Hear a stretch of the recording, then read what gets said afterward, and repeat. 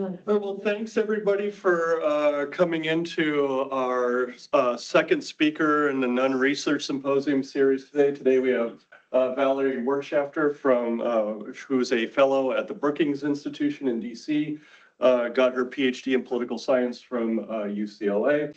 And today she's going to talk to us about democracy in the age of algorithms. Yes.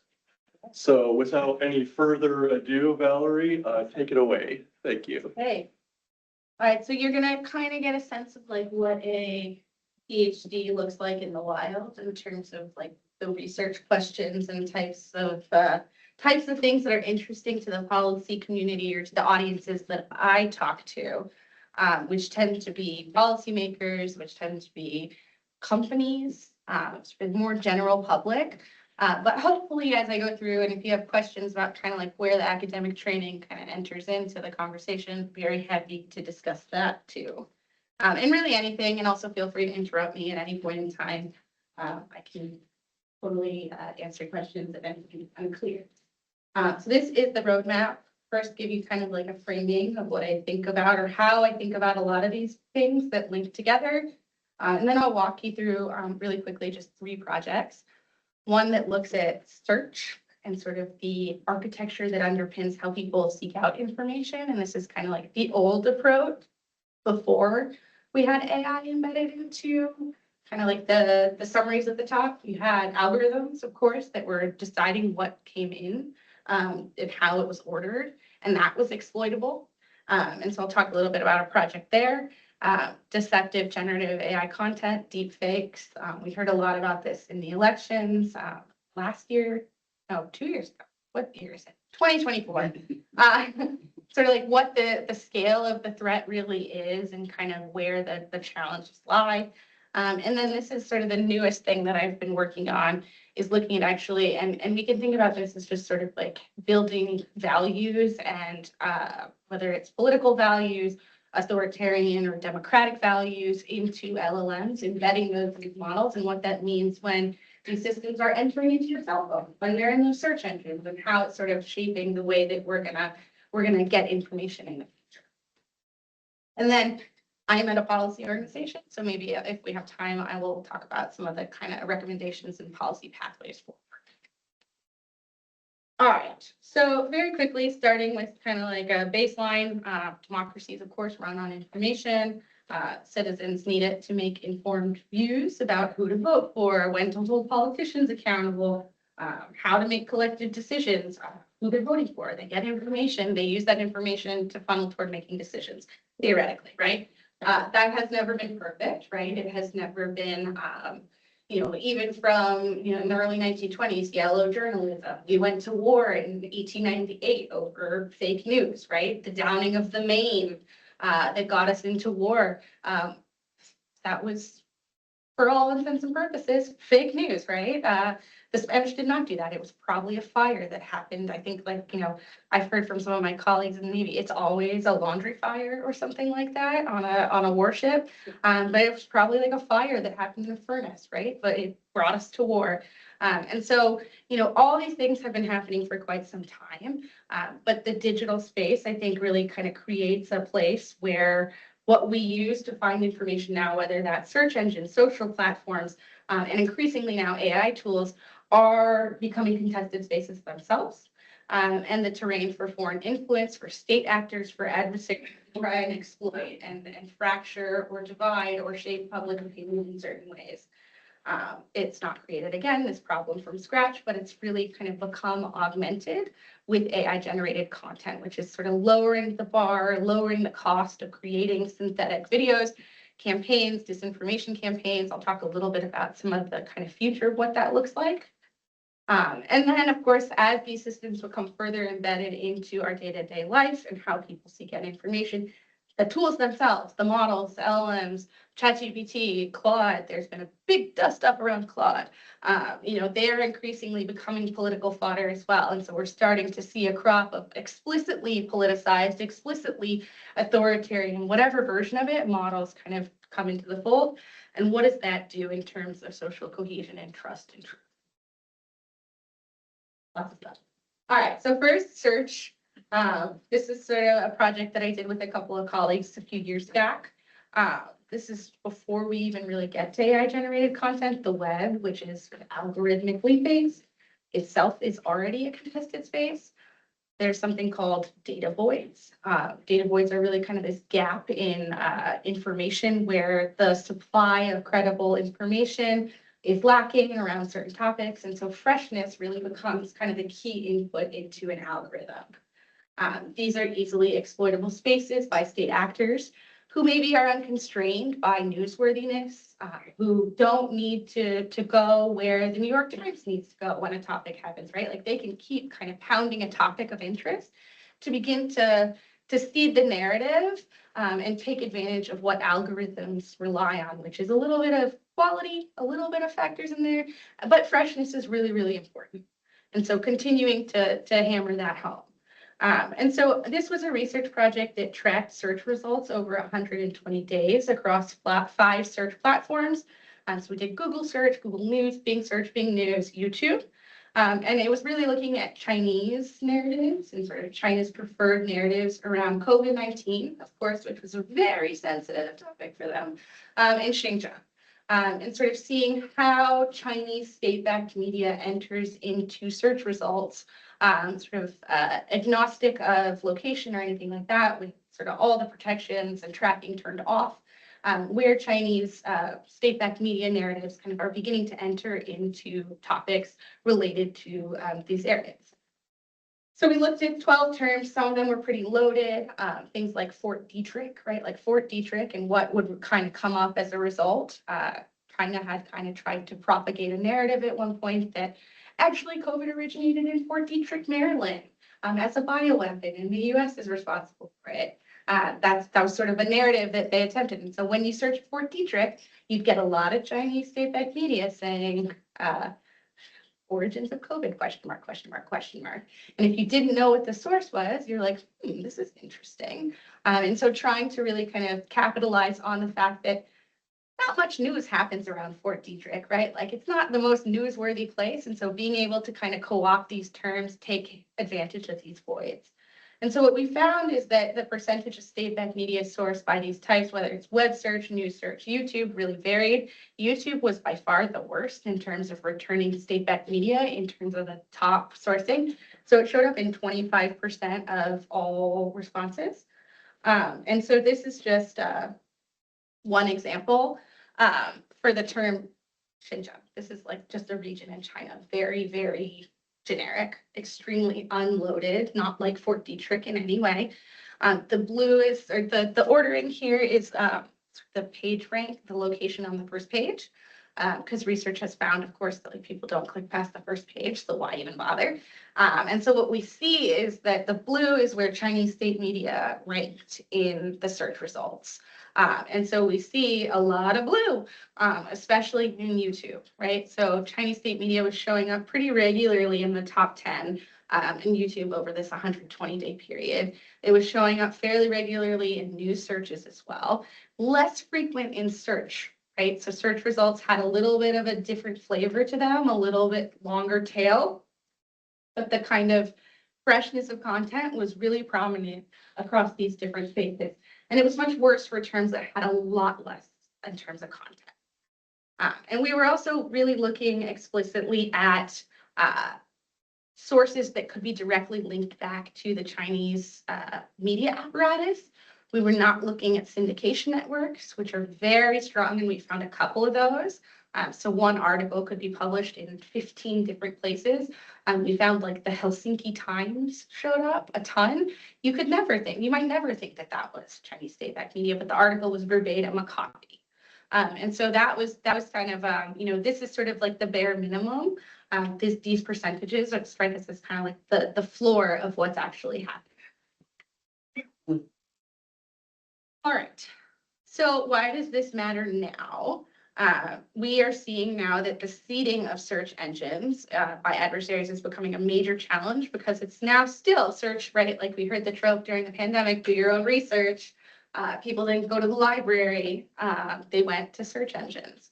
Now we have LLMs embedded in search engines. And so the goal is not necessarily to seed a search result.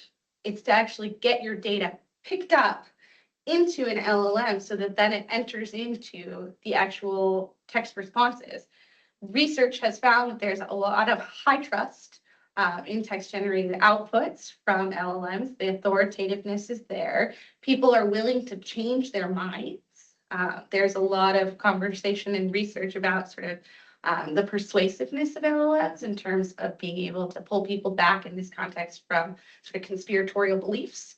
But you could see it on the flip side as well in terms of the persuasiveness. And so these are outlets, these are sort of media positions that are unconstrained monetarily, that don't have sort of copyright concerns, that aren't putting their content behind paywalls, that are basically just saying like, scrape me, scrape me, scrape me, so that they end up in the LLM training data and then get filtered back into the outputs. Research has also found that, people back in the day, didn't go past the first page of search results. Now they don't even click beyond, they read the summary, don't click through any links and just move on. And so, getting into that search result is really kind of the primary objective. So we see now, of course, disinformation campaigns, whether it's China, Russia, certain networks are trying to kind of seed the web to become training data for future LLMs. It's another fun one, new research on bot swarms. So basically attempting to game these algorithms to create sort of an idea that there's basically a troll farm on steroids in some sense. Creating personas now that you can create agents that have sort of full identities that listen, engage, adapt, and in real time in a way that seems much more authentic, and can strategically kind of amplify each other. And so a lot of the chatter and a lot of the conversation that might be funneling to the top is actually potentially these sort of bot swarms that are talking to each other and trying to seed what seems like a prominent narrative, but could actually be really the seeds of a disinformation campaign, kind of designed to deflect, to get people to disengage, get people to fight. It's often to get people to fight. So that's kind of a big challenge that is kind of ongoing and that AI has amplified. This is more of a positive story. This is looking at actually the content, right? Like deep fakes, efforts to share fake content, fabricated content designed to deceive. There was a lot of concern in 2024. It was like the year of elections. It sort of coalesced with about a year after ChatGPT had launched. Yeah, about a year after ChatGPT had launched, maybe a year and a couple months. 40 elections in that year, 40 plus elections, 41% of the world's population, 42% of the world's GDP were voting. There was a ton of discussion about this sort of like confluence of features, this sort of disinformation tsunami. That was a word that was used very often, actually, that AI would kind of take over and collapse democracy as we know it because people would just not be able to know what was true or false. I did a little research on this at this time, looking at AI-generated content, found it was, so this is a strategy, and this is sort of where the poli-sci research design approach comes in. It's like, okay, we can like cherry pick our examples, but really what we want to know is like what percentage of the overall contested space AI-generated content is, right? And so how do we measure that? That's extremely hard. What are ways we can think about measuring it? Okay, there's this program on X called Community Notes. Community Notes basically are anyone who is in the program can attach a note to any post that they see is sort of misleading, not contextualized properly, contains fake information, contains AI in a way that is designed to deceive, or whatever version of it. And they can slap that note on, and then people have to kind of like vote on it. And there's a whole process by which the note can get attached and become that little summary that you see at the bottom. But to me, what's more interesting is the debate, like the fact that people are debating. And so what I did here was really look at across all the notes. And at this point, I mean, there's millions of notes. Across all of the notes that had been written during this period, how many reference the potential for AI generation? And so that kind of gives me a sense of like of the overall contested space where people are fighting back and forth about the quality of a post. How much of that is about the fact that it could be AI generated? At this time, and as it continued throughout the elections, it was only about 1% of all posts were talking about AI generation as the root of the problem. So it was a very small amount. That has changed a bit, and I have a piece that just came out yesterday that looks at this in the context of the conflict in Iran, which has become sort of a hotbed for AI, deepfake, both overt, covert, Lego movies, this and that. And so that has changed a bit. But at this point in time, when we were going to see this AI tsunami that didn't materialize, this is sort of what one version of measuring that showed. What we saw instead, and what we've seen a lot of, and will continue to see, is things taken out of report, like out of context, videos, images out of context, crummy photoshops, just sort of like just the broader decontextualized stuff that you would see normally absent AI. The Joe Biden robocall was very kind of unusual in this period compared to a whole other bunch of mess that existed. That was kind of at this time, but of course there are real challenges in this space. We did see some examples in this period, sort of like the last minute fabrications, these sort of like unique moments. In Slovakia, there was an AI generated audio that circulated of a political figure days before the vote happened in a media blackout. I mean, these are like really unique cases that need to be lined up where this really matters. Like an AI generated video spread, the media can no longer talk about elections because the country has a media blackout and they are going to vote tomorrow. It was too late to debunk that. And so we don't really know what the effect of that specific example was. The other side of the coin, and there's been some great political science research on this by one of my co-authors who's still currently actually at Emory. And it's on sort of like the political value of what's called the liar's dividend. It's this idea that the awareness of AI, broader knowledge of AI, especially for politicians, gives them permission to deny real evidence as AI generated. It's like a way to dismiss inconvenient truths because they're potentially politically damaging. And there is now evidence that it very much works.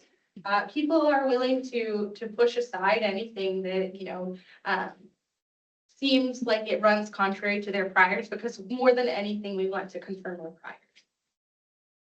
The other side of the coin now is, of course, these crisis situations like war, where the supply of information is low, the demand is really high, and you have sort of entrepreneurial actors with motivations, whether it's profit incentives, or in this case, Iran, that is at, a huge disadvantage when it comes to military capabilities. But they have one advantage, which is that the US public was promised something around war that we would not be getting into war. This war is ceasefire now, but it's very polarizing, and there's a space potentially to drive a wedge, to peel back US willingness to fight and sort of to erode the resolve through getting to the public and making this war even more unpopular.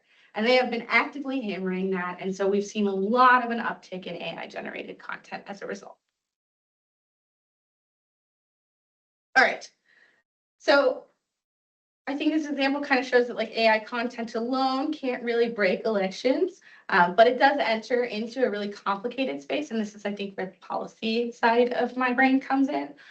We've seen major platforms reduce their trust and safety investments. This is like the content moderation side, often due to political pressure. So researchers are also wrapped up in all of this in terms of data access, in terms of persecution. There's researchers across the US who have been targeted as a result of kind of looking into this space a bit more.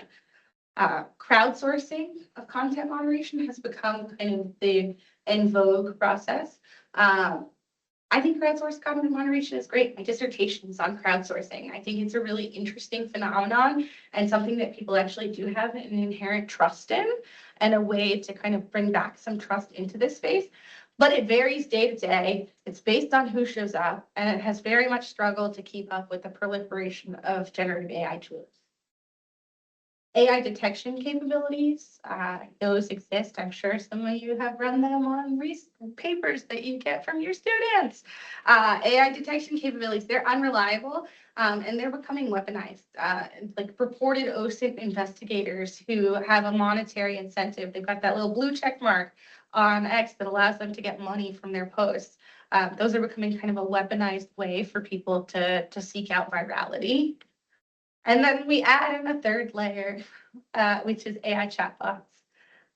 Also, these are trusted, as we discussed, but they're becoming a source for fact checking. People aren't necessarily going to the Wall Street Journal or to CNN or wherever to say what's going on in the war right now. They go to ChatGPT. They're going to Grok. They're going to Claude. And these tools are, they have the same legs that the media has, plus an additional one. And without the proper guardrails, and some of them don't, or you can circumvent those guardrails, they will struggle also to keep pace with real-time events. Last area that I wanted to talk about, this is probably the most recent work that I've done, is looking at politicization of LLM. So this is actually the models themselves. We see that trust in AI-generated outputs is actually quite high, and AI has become sort of this increasingly prominent source of information for the public, right? People are going there actually as sort of the first line of search. We're living in an already highly fragmented ecosystem, and LLMs are, I think, becoming new fodder for that politicization, just in case we needed something else. Recent research has highlighted a clear partisan bias. I mean, no matter how you measure it, there's a few ways of measuring it, and that's one of the problems, that there are a few ways of measuring it. They skew. They skew for a lot of reasons. More liberal perspective, it's the training data. They are trained on the entire internet. Certain sources are weighted more heavily. Those sources are, the ones that are traditional media that are purported to have certain biases. If you have political quizzes that you give LLMs, political quizzes, and ask them to respond, they come out more liberal. If you ask people to rate their responses, they come out more liberal. If you ask people to, if companies come up with their own metrics, they tend to come out more liberal. Companies have pushed back against this because it's part of their training data. Sometimes they push too far. Sometimes the guardrails are easily removed, but this is a very active area of research, and a place that is something that they are well aware of and actively kind of addressing. But we've seen movement in Washington, especially the Trump administration issued an executive order about political bias in LLMs. This is part of what's shaped the Anthropic Pentagon debates in terms of procurement. But they basically want, the government to only procure models that are neutral. Neutrality by definition in LLMs is really difficult, but it's a process that companies are actively kind of thinking about. But we've also seen sort of a world where we're getting overtly politicized LLMs as well. And here's an example. This is from a report that I did. So this is True Search, which is the LLM embedded into True Social. And there's sources that come out, the sort of citations that come out. And this is the entire corpus of sources that come out of this LLM is 6 sources, and any other source is just 4% of the group. And so, as people sort of think about this space and, see the politicization, this fracturing is really kind of worrying, right? So in light of this, my colleague and I did a little bit of an analysis, nothing as crazy as what some of the academic papers are, but we tested 7 chatbots. Some of them were overtly politicized. Some of them were just sort of your mainstream models. We were curious as to see if this political pressure companies had sort of shifted, tried to move more in their responses. We were also curious about how the sort of less mainstream, more partisan models performed, if they were as stable, if they were, as overtly political as they were purporting to be. What we found is that most chatbots that we tested hadn't really changed their responses in result of this sort of political pressure. What we did see was Grok did change. A lot of companies also got better at approximating the neutrality. While we were running this study, we looked at two Anthropic models. So we looked at Claude Sonnet and we looked at two versions of Sonnet, 4.5 and 4.6. And 4.4, I don't know which ones they were at, so many numbers. But the newest one, Sonnet 4.5, was so much better. Like in the span of like one model update, got immensely better at avoiding political questions, at sort of this approximation of neutrality by refusal, which I think is really interesting considering the fact that they became kind of the punching bag of the Pentagon as a result of this executive order. The other thing we found is that companies really do lack a certain common standard in how they're measuring this. The assessments range from sort of bespoke Q&As. OpenAI has a questionnaire that they give to their models to test it. Anthropic has one. Some people use political quizzes that have some flaws, but are sort of like more historically used. Public opinion evaluations, but there's very limited shared standards.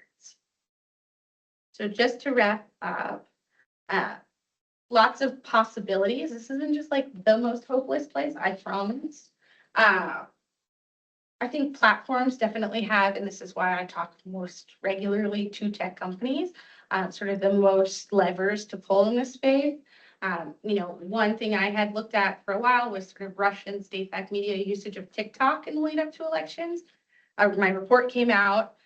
It was written up a bit in like a couple of news outlets.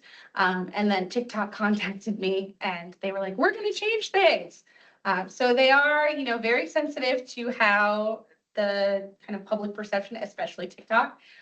But there's lots of different strategies, whether it's labeling and de-amplifying state media, especially in certain social feeds, so they cannot kind of flood into these spaces where there's content that's limiting, notifying users when quality is limited, restoring, of course, the scale of content moderation, particularly around kind of crisis events, improved AI detection, which is still really flawed.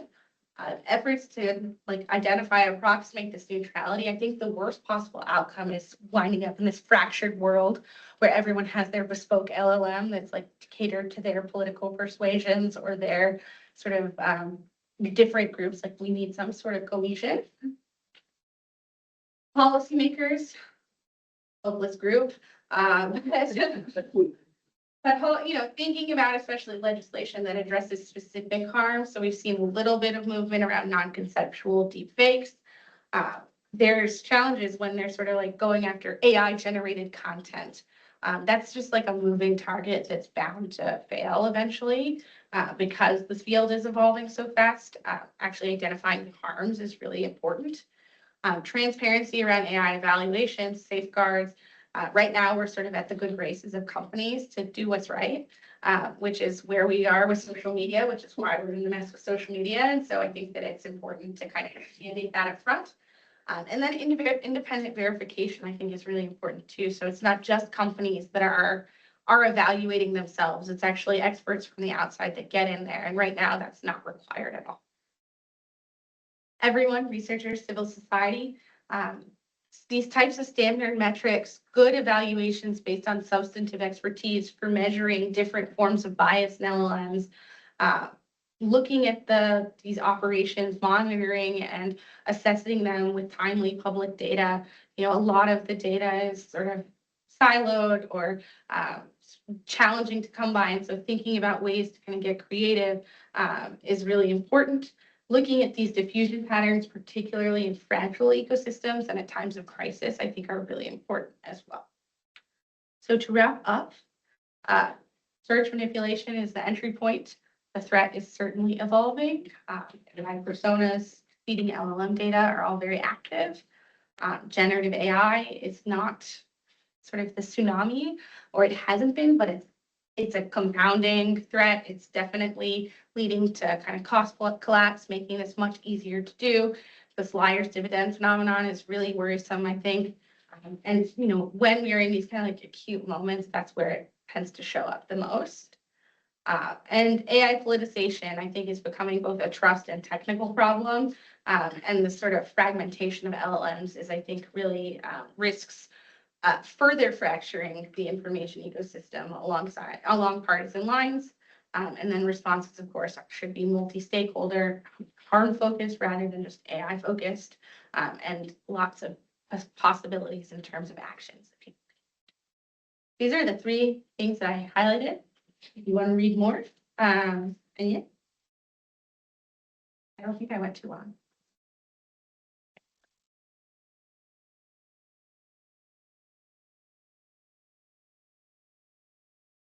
So we'll open up the floor for questions. If you have a question, just please raise your hand. And Valerie, would you Talk about like, would you prefer to take questions sort of as they come, or would you prefer to use it sort of moderated? Okay. oh no, I'm not gonna say because I'm blind. Yeah. Yeah, thank you so much for your presentation and this important research. I really enjoyed learning more about what you're doing. I recall, it was almost en masse, and I don't remember the year, but almost en masse, there was this, all the ethicists at the platform companies left. They just cut them. I don't know if the leadership fired them or what happened. Are you familiar with this? And I wonder, to what extent do you think, can you explain why that happened? And had it not happened, would we be in better shape than we are now, given some of the problems that you've highlighted? So there's definitely a question of like, and so I think, if you're talking about sort of like the social media side of the coin, like those companies, that happened in like the late 2010s, I would say, or maybe like even. Actually, I'm thinking it was right before Chat GPT. Okay. So it was like 2022, was it? I think that's what I'm talking about. Yeah. It was almost simultaneous, but it was about, Carly's kind of helping me remember, it was about that time. Yeah, my understanding of like a lot, and having seen this play out through several administrations now, is that they are extremely sensitive to, like, a lot of it is lip service to the concerns of Washington, so they don't get regulated. And so if the winds are blowing in a certain way that is toward more like, for example, during the Biden administration, like more AI safety, that's sort of like the comment. We care about AI safety deeply. Whereas now it's more about like, let's beat China. We have to beat China. And so we're seeing a lot more like more of the tech competition side of coin. And so that filters into the hiring decisions as well. And I think when a company sees another company get away with something, they're like, I could do that too, right? So we've seen that in content moderation most recently. And that's partially the pressures from the Trump administration. They have some very legitimate gripes around content moderation, no doubt. Jawboning did happen in terms of the Biden administration sending things directly to platforms saying, you should probably take this down. What's a company going to say? No, government, I will not, and so, like it's not mandating it, but it's saying like, we suggest that you take it. We found this thing. So it's not a First Amendment violation. There was a Supreme Court case about that, but it certainly is implied. And so there are things that then get implied in the other direction as well. And so at least at this point, like the implication is like back away from content moderation. And so that's what we've seen most recently. In terms of like same thing with AI safety, the messaging has been, it's competition is the messaging, and we want to win. And conversations around safety and bias and ethics and AI are distractions and preventing us from doing that. And so that's kind of where I see like some of these hirings come and go. Similar thing happened also with like like social media platforms hiring actual like PhD researchers, right? So right now we're seeing AI companies hiring a lot of economists because the worry is about like labor displacement, labor market displacement. And if the worry shifts, they're going to be like, goodbye, see you later. Similar with social media in like 2016 with like the Cambridge Analytica drama in terms of Facebook data being used to like really micro target voters. You know, a lot of companies then hired people to try and understand those dynamics and then peeled it back pretty quickly when that became like politically untenable. So it's a lot of these dynamics of like responding to public outrage versus fear of regulation and kind of the whims and messaging of Washington is the way that I sort of see it, which is kind of bleak. Which is why the challenge, like you cannot expect companies to sort of self-regulate, which is why the independent verification side is really, really necessary and really important. And why like, you know, the only kind of sticks that we have are currently at the state level or in the European Union. And that's why this administration has attempted to circumvent the states and sort of like kibosh all of their AI legislation at this point. So, yeah, I saw another hand. So I saw, in one of like your just like examples, you said you compared 4. Sonnet 4.4 to 4.5. And, I recently, or it's like, it became recently known that within the first, I think like 2 months of a model launch, there's like a comparative drop in thinking usage on the same model.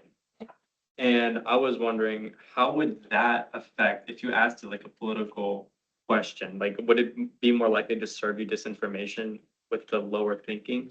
You know what I mean? Because like models, Probably that like I would be curious to test that, and I'm sure somebody is thinking about that because you know some of these are sort of like post hoc corrections as well, and so I don't know if that like where that's why what some of these models are kind of like opaque a bit to even the people who develop them is like where does the decay come from?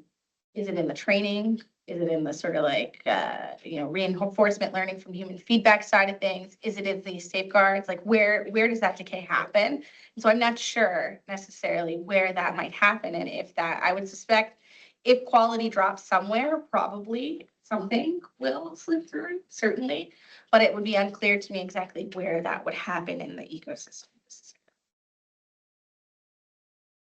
So my question's about the 2024, the absence Yeah. sort of what we expected in that front.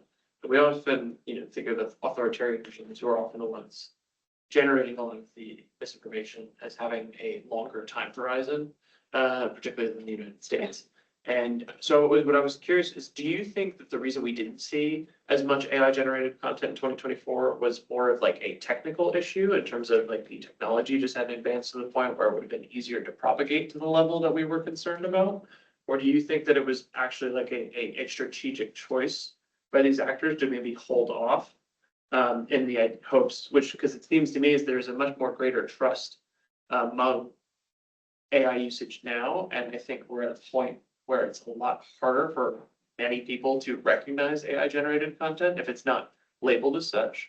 And so I was wondering if you've sort of come up in your research or whether it's more the technical side that was why it was like limited, or if it was more of a strategic choice. I'll add a third element to that, which was sort of like I don't mean to be flippant about the like political tsunami type of thing, because I do think some of that like preempting primed people to really be on their guard about this, including the companies. And so I think there was a lot of thinking and premeditated efforts to ensure that you can't observe the counterfactual of like, had we not freaked out, what the outcome would have been. So maybe that freak out really did contribute to kind of like a lowering of the content, right? It seems now, at least in the context of Iran, that we are freaking out less and perhaps more slipping through at the same time. And so I think that's one aspect of it, is that companies were really paying attention. the administration, government was really paying attention. So, the intelligence agency, the Global Engagement Center at the State Department, all these sort of groups that are focused on the sort of information competition side of the coin were very active in this space and very quick to move on anything that seemed suspect on both sides of the political coin. So it was like when Iran hacked the Trump administration and tried to sort of like sow a disinformation campaign to undermine their viability. The administration moved on that in a similar way that they moved on Russia when they tried to undermine the Harris campaign. And so the administration was very proactive in terms of exposing some of this stuff as well. All of those groups have been dissolved now, pretty much. And I'm sure there's a technical layer to it as well. And I think what I would argue, in addition to just the content being creatable, we now have sort of more awareness of sort of AI detection capabilities, which are being weaponized. We have the sort of layering of LLMs with real-time information. Previously, ChatGPT was like, as my knowledge only goes to 2020, whatever, my training cutoff date is blah, blah, blah. Nobody really kind of thought, oh, this will give me like the immediate knowledge that I need. Now they've got a little more search capabilities.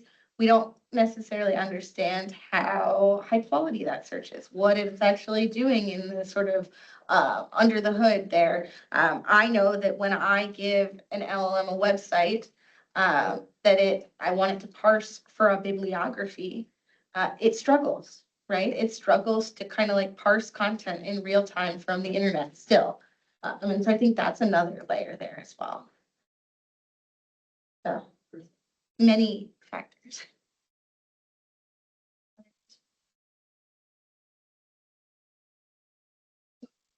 My question is sort of about the dismantling, right, of like those sort of governmental infrastructure, like sort of, the harm mitigation for these kinds of things, right?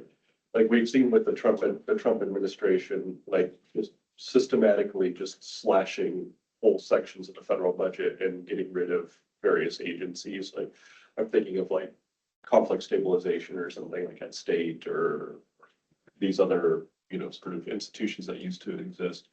Are you aware of increases in, this kind of like AI content, especially, around Iran now, simply because the institutions that used to be there to mitigate these harms just simply don't exist anymore? It's that because they are gone, the quantity has risen, or the capability, I don't know if we can draw that link so much as the apparatus that is designed to push back and undermine and undercut and sort of make sense of it has disappeared.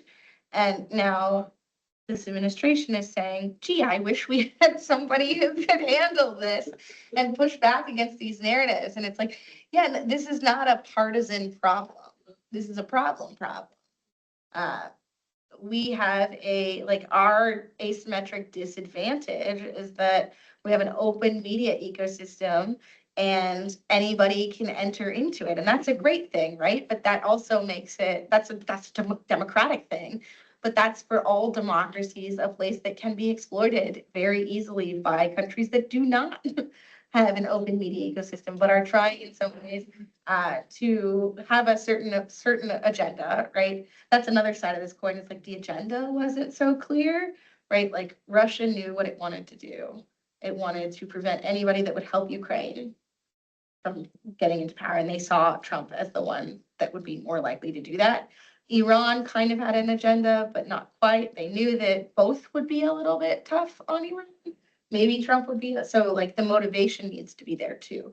But in this context of the conflict in Iran now, Iran has the strongest motivation they could ever have at any point in time to try and enter into our information ecosystem in a way that undercuts support for this conflict in any way possible, whether it's exaggerating the capabilities, whether it's making it seem like US damages are much higher than they are, any sort of version to prolong this and to make it less palatable to the American public is extremely valuable for a country that has like such a disadvantage in military capabilities.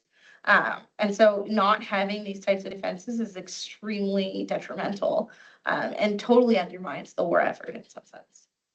I guess I sort of have just a quick follow-up on that.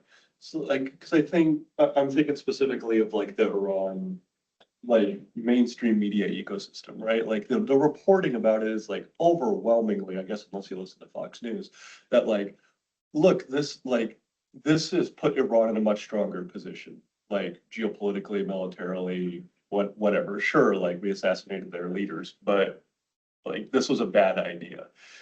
Do you find a convergence in like Iranian, for all intents and purposes, propaganda, um, towards an international outlet and like it's like themes converging with just like what Western media outlets are basically saying? Like they don't have to really sort of do anything here, right? All they have to do is sort of like parrot CNN back to us because CNN is like, this is a really stupid idea.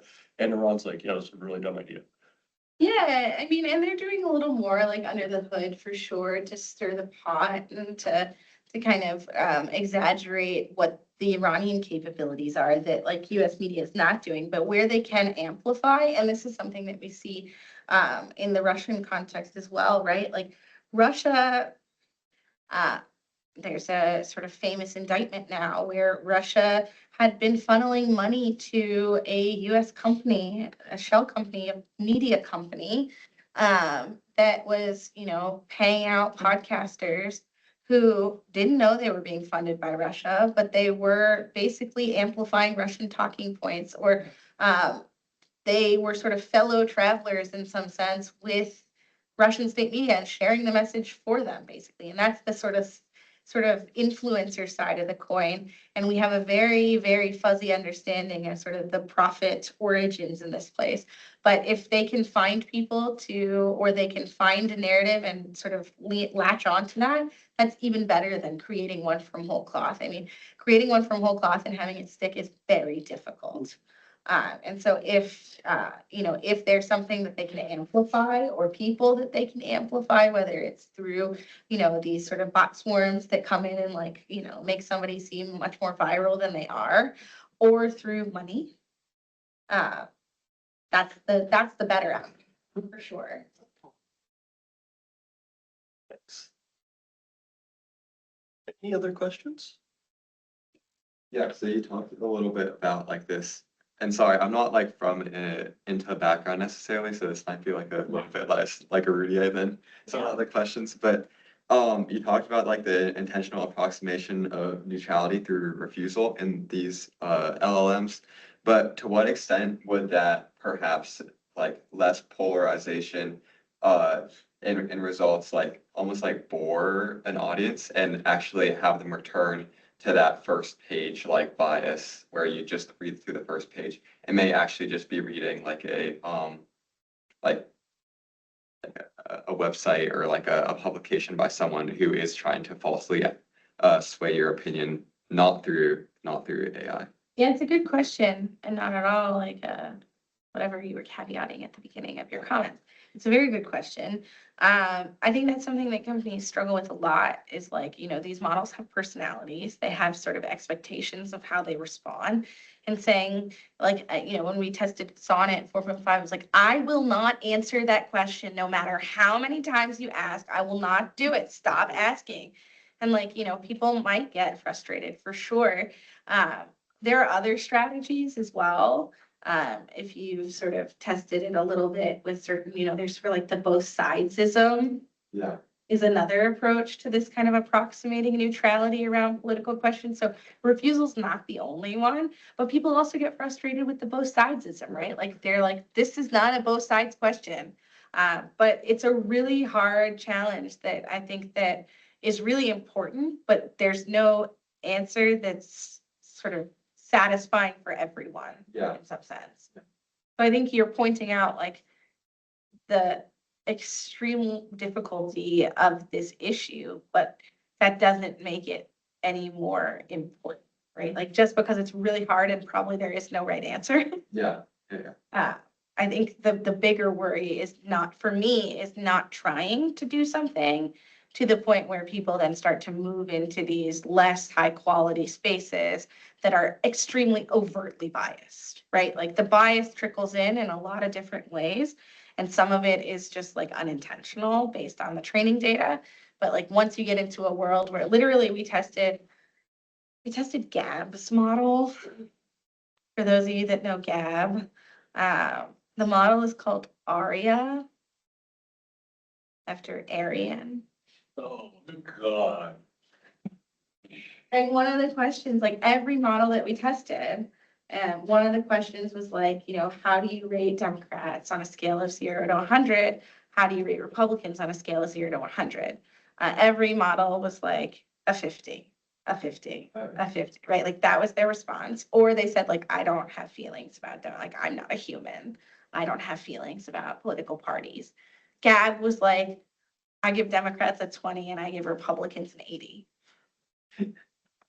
And so you end up in this world where you're going to be pushing, like, if we're not trying to keep things in check a little bit in these spaces where people are going for authoritative information, we end up in a world where they're going to eventually peel off and go to these places that are very clearly more extreme by design. Yeah.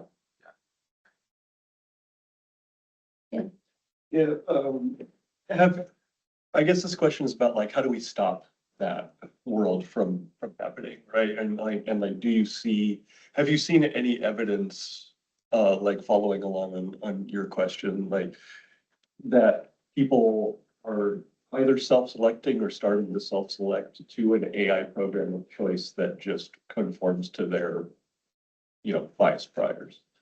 I mean, I think to sort of stop this trend, like we need to do our best to kind of approximate this neutrality and avoid the like very obvious partisan like Claude, bless Claude's heart. In the model update, before we tested it and it got way better at saying, get out of here, leave me alone, was like, I choose, whatever sort of like extremely liberal position.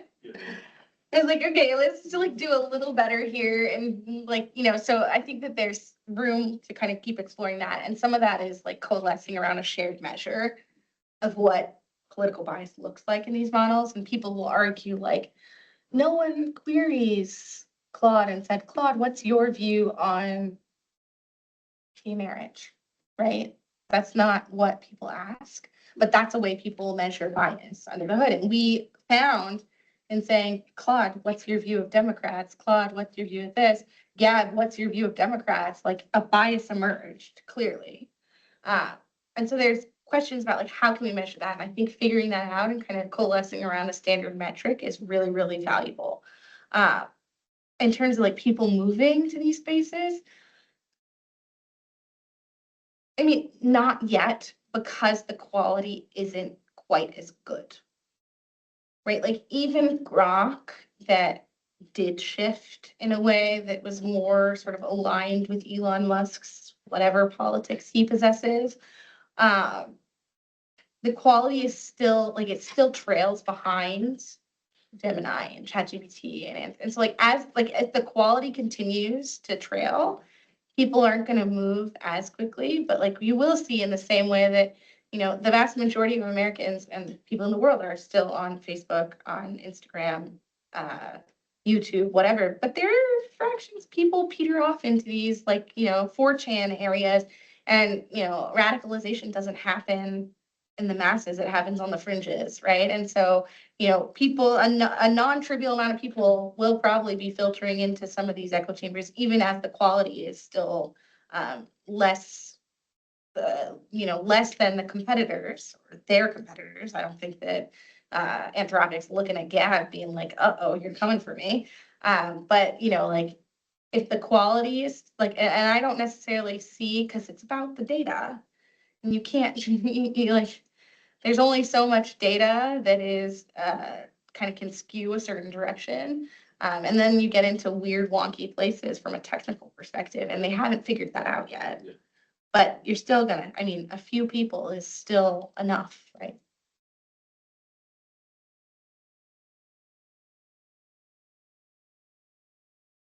No, mine's like a big broad one, so you do that. One. So I don't know how fair this question is, but what are the spatial dynamics of this?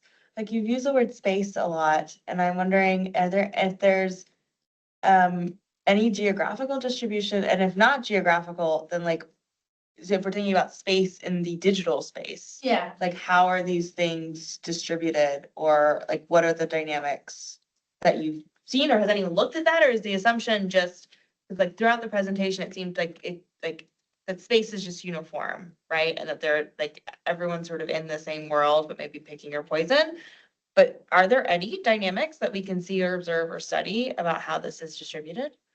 I mean, I think that it's a question, like, it's a good question. And I don't know if it's being studied as deeply. The way that I think about it, sort of like, it's the sort of, for me, it's just the dynamics of the internet in some sense, and the way that information seekers, like I'm excluding here, sort of like the traditional pathways of getting information and focusing purely on whether it's the search engine side of the coin, and then we layer the social media aspect onto that with an algorithmic based system in it, and then now adding LLMs into there as the third kind of place where AI is entering, or where the information space is being contested. And so I'm purely looking, I think, at the digital ecosystem, which is definitely varied, right? Like we're talking about sort of these alternative pathways. People have alternative search engines that they go to.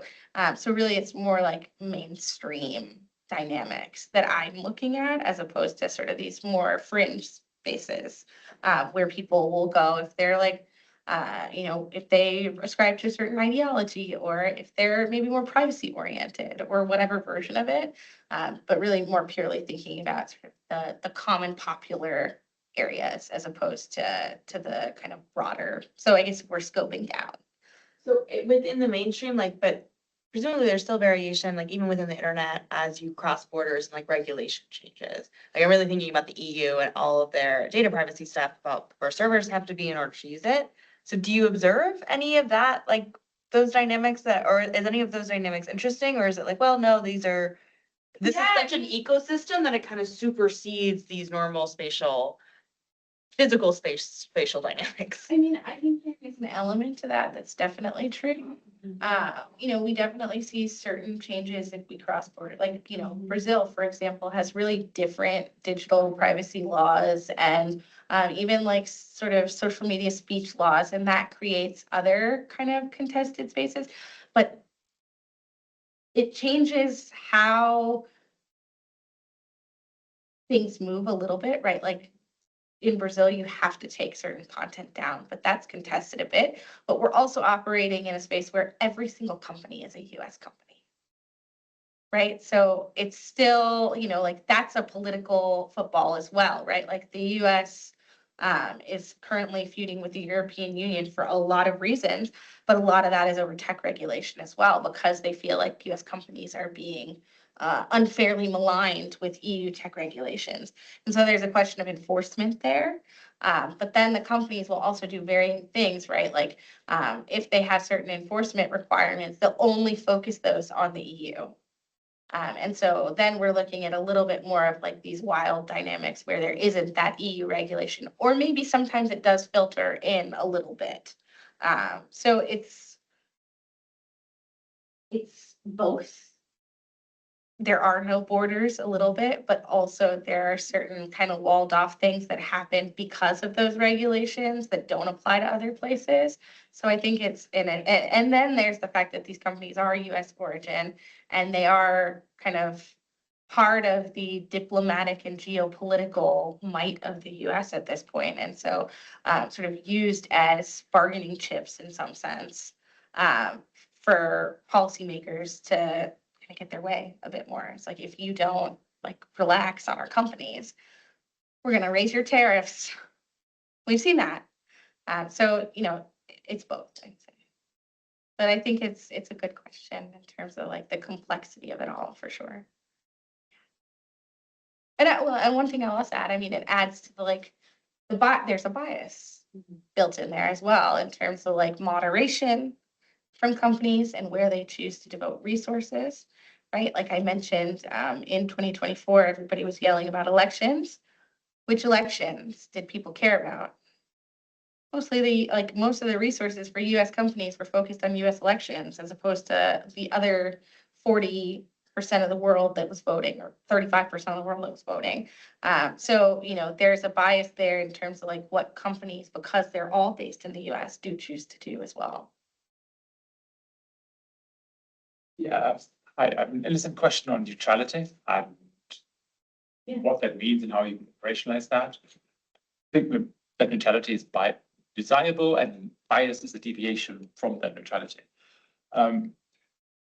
Is that not a moving target? And how, say, in a society where public discourse shifts on some topics one way or another, as it arguably has, doesn't that then make the middle ground and neutrality that was in the middle also, not a state, well, not a fixed target? So I wonder how you would operationalize that in terms of how you would hardwire that into any system. Your example of like, giving Democrats and Republicans both 50-50 as a great example of being neutral, but sort of substantive topics, how would you measure neutrality or how would you operationalize that in the I first think place? that's like the biggest question from a measurement perspective that I don't necessarily have the answer to, but I think is a fundamental question to figure out. That's, I think, maybe impossible to figure out, but needs to be attempted in some sense. There's the neutrality by like 50, I'm gonna pick a 50, or I'm gonna pick a there's just sort of deflection is another way that neutrality gets operationalized. Sort of like bringing the question back to a bigger topic that is less politicized. There's the sort of both sidesing. Like, here's the current state of the debate is another way that they sort of look at neutrality, but you're totally right that it is kind of a moving target, especially around some of and how do we even know what the neutral position is? Yeah. So it's really hard, which is why that kind of shared metric doesn't exist at the moment. But, and there are people from like the Polarization Research Lab at Stanford that look at political bias and kind of this like question on LLM bias. They actually do public opinion polling. So they ask questions, get outputs, and ask people to rate the outputs in terms of where they see them in bias. So that's not about neutrality, like how to provide neutrality in outputs, but actually about measuring bias in model outputs a bit. So that's an interesting measure that's less like subjective, I'd say, in terms of like the response. And so I think it's a really active question that I want somebody smarter than me to. And I know that the labs are like very concerned about it because of the political pressure that they're receiving. They're always responding to political pressure. But it's like an interesting theoretical question too, and like an empirical test to kind of think about ways to actually measure this and operationalize it. You should do it. Right away. Someone should do it. Today. You can ask Claude to help you do it. You want to take the last question? Sure. Yeah. So in terms of governance, AI often gets compared to like the advent of the nuclear technologies. What do you think the odds are that we'll ever see something that resembles like the IAEA for AI? Is this just an issue that's too polarizing at the moment, or there's too many players that are pushing against each other, that there is going to be some sort of consensus agreement internationally about how we use this technology? I mean, what it really, and I don't do a ton of global governance, but what it really like, the tension point and the sort of challenge is basically the kind of competition dynamics are taking front and center right now, similar to like the nuclear arms race, where the US is racing China, and that's the sort of name of the game is to beat China. And beat China at what? We don't really know what we're beating China at the moment. AGI kind of, but what is that? And so, I think that is the current state of the conversation. The question is like, there are things and inputs that you can sort of monitor and agree to, right? But there's nothing like uranium. Be able, like chips, maybe. Like that's been sort of like the closest people have come about like tangible things you can regulate. But who holds the concentration of chips? The advanced chips to power these frontier model data centers, right? That train these models, the US does, with a little help from the Dutch and the Taiwanese. And so if we can come to an agreement with the Dutch and the Taiwanese to lock out China from that, why should we come to an agreement in terms of like cooperation? Let's lock them out instead. And then we can win the race, whatever that race looks like. And so I think that that's the real challenge, is like finding that input and like the way that kind of the agreement can come, like, it's not as if this in critical minerals, okay, like maybe there's some avenue there. But it's not quite the same in terms of like the inputs that go into training these models, or, the various components of them are a little bit less tangible, I'd say. Thank you, Valerie. Thank you for a great talk. You got it. This is. Thanks for a great talk. Thank you, everybody, for coming.